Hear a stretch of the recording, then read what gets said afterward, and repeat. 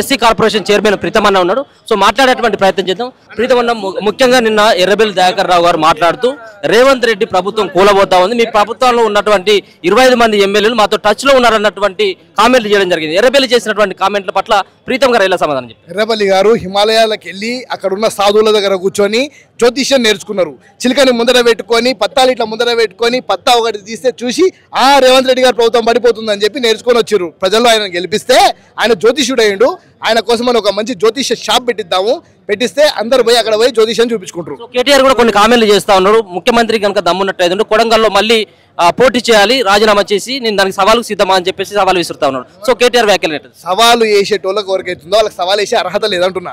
సవాలు ఓడేయాలి, మొగోడేయాలి, దమ్ము నోడేయాలి. నీకు దమ్ము లేదు, ఓడిపోయినావు. మీ అయ్యని మొత్తం ప్రతిపక్ష నాయకుడు చేసి పోయి ఇంట్లో వండిండు.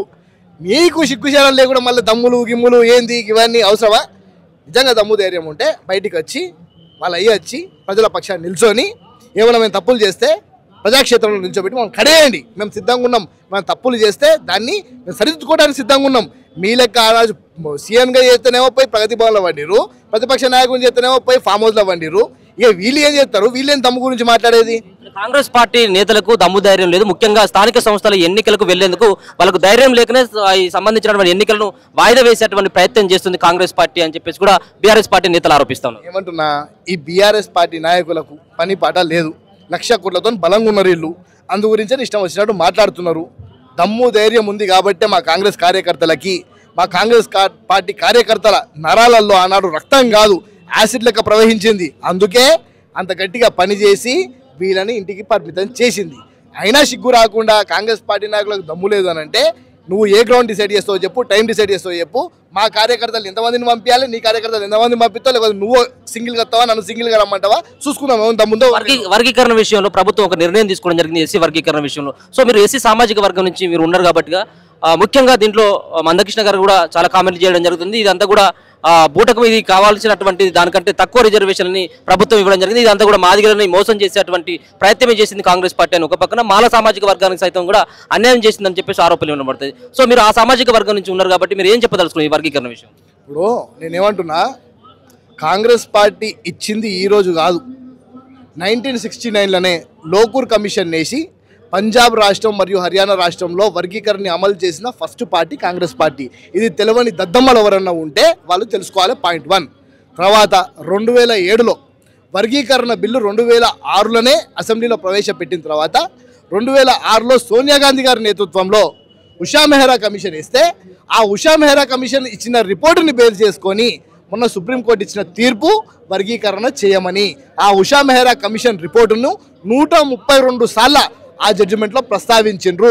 అంటే కాంగ్రెస్ పార్టీ వేసిన బేస్మెంట్ ద్వారా ఈరోజు వర్గీకరణ జరిగింది. ఇది కాదనుకునే దద్దమ్మలు ఎవరన్నా ఉంటే వాళ్ళపై ఆత్మవిమర్శ చేసుకోవాలి. ఈరోజు వర్గీకరణ జరిగింది అని అంటే కేవలం కాంగ్రెస్ పార్టీ ఉండడం వల్ల జరిగింది.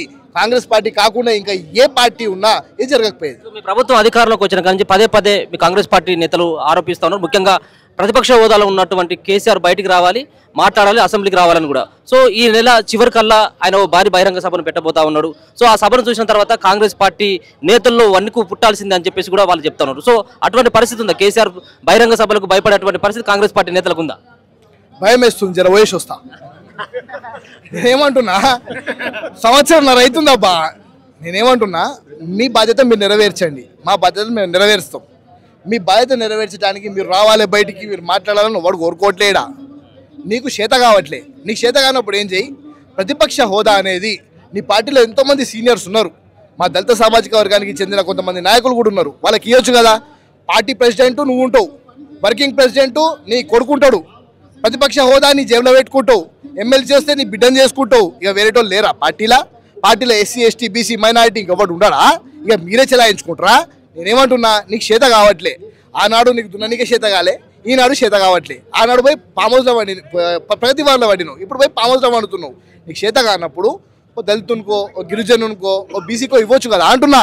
పార్టీ వర్కింగ్ ప్రెసిడెంట్ నీ కొడుకు పోలేకపోతున్నాడు, ఆయన ప్లేస్లో ఇంకో వర్కింగ్ ప్రెసిడెంట్ పెట్టొచ్చు కదా అంటున్నా. నువ్వేమో బయటికే రావు. ఫామ్ హౌస్ ఉండేవాడన్నా పార్టీని నడిపిస్తాడా? ఫామ్ హౌస్ ఉండేవాడన్నా కానీ ఆ ప్రతిపక్ష హోదా చేస్తాడా? నేను అనేది ఏంటంటే, నీ పార్టీ ఏదైతే తెలంగాణ ఉద్యమం చావు నోట్లో తల పెట్టినాము, కాలు పెట్టినాము, ఏళ్ళు పెట్టినాము, ఏమో అన్ని పెట్టినాం అంటావు కదా. కనీసము ఎస్సీ ఎస్టీ బీసీ మైనారిటీలను గుర్తించు. నువ్వు ప్రభుత్వంలో ఉన్నప్పుడు నీ కళ్ళు నెత్తికెక్కి అహంకారంతో మదమెక్కి నువ్వు వాళ్ళందరిని దొక్కినావు కదా. కనీసం ఇప్పుడన్నా పాపం పార్టీ పట్టుకొని ఉన్నారు కొంతమంది ఎస్సీ ఎస్టీ బీసీ మైనారిటీలు, వాళ్ళకు నీ ప్రతిపక్ష హోదా ఏమంటున్నా నేను. కల్వకుంట్ల కవిత కూడా మీ పార్టీ నేతలు ఉద్దేశిస్తూ గురించి మాట్లాడకు, లిక్కర్ వాళ్ళ గురించి మాట్లాడకు. నేను ఏమంటున్నా, ఎవరి గురించి మాట్లాడినా ఈ రోజు కవితమ్మ గురించి మాట్లాడదు. కడిగిన ఆనిముత్యం ఆమె. ఈ రోజు ఆమె ఆడ అడుగు పెట్టింది, కేజ్రీవాల్ టపక్కుమని పోయాడు. ఈ రోజు ఆమ్ ఆద్మీ పార్టీని షీపురు పట్టుకొని తిరిగేటోడు షీపురు వేసుకొని పోయాడు. ఆమె గురించి మనం ఏం మాట్లాడతాం? ఈ రోజు ఆమె పింక్ బుక్ లో పేర్లు రాస్తా ఉందట. కాంగ్రెస్ పార్టీ సంబంధించినటువంటి ఎవరెవరైతే అరాచకాలు చేస్తున్నారో మా పార్టీకి సంబంధించినటువంటి వాళ్ళపైన అక్రమమైనటువంటి కేసులు పెడతా ఉందో, సో వాళ్ళ పేర్లు మేము పింక్ బుక్ లో రాసుకుంటా ఉన్నాం, మేమే అధికారంలోకి వచ్చేది అన్నటువంటి వ్యాఖ్యలు. గతంలో ఏమైందంటే ఆ పింక్ బుక్ లో కమిషన్ రాసుకుర్రు, ఎవడోడు ఎంత ఇస్తాడు అనేది. ఇప్పుడు ఎవరు కమిషన్ ఇవ్వట్లేదు వీళ్ళకి, అయిపోయిందిగా, పవర్ పోయిందిగా. అందుకే మీ గురించి రాస్తున్నాం, మీ గురించి రాస్తున్నాం చెప్తుర్రు. నేనేమంటున్నా, చదువు సంతా లేనోళ్ళు ఇల్లు. నేనేమంటున్నా, కేటీఆర్ గారు ఏం చదువుకుర్రు, ఏం చేసావు, ఇంగ్లీష్లో 10 మాటలు మాట్లాడితే కాదు. నేను కూడా మాట్లాడతా. I ask KTR garu to come and talk to me అని నేను కూడా అంటా. ఉట్టి ఇంగ్లీష్ మాట్లాడి ట్విట్టర్లో ట్వీట్లు పెట్టేసరికి అయిపోదు. ఎవరి గురించి ఏం రాస్తున్నారో మేము రాస్తున్నాము.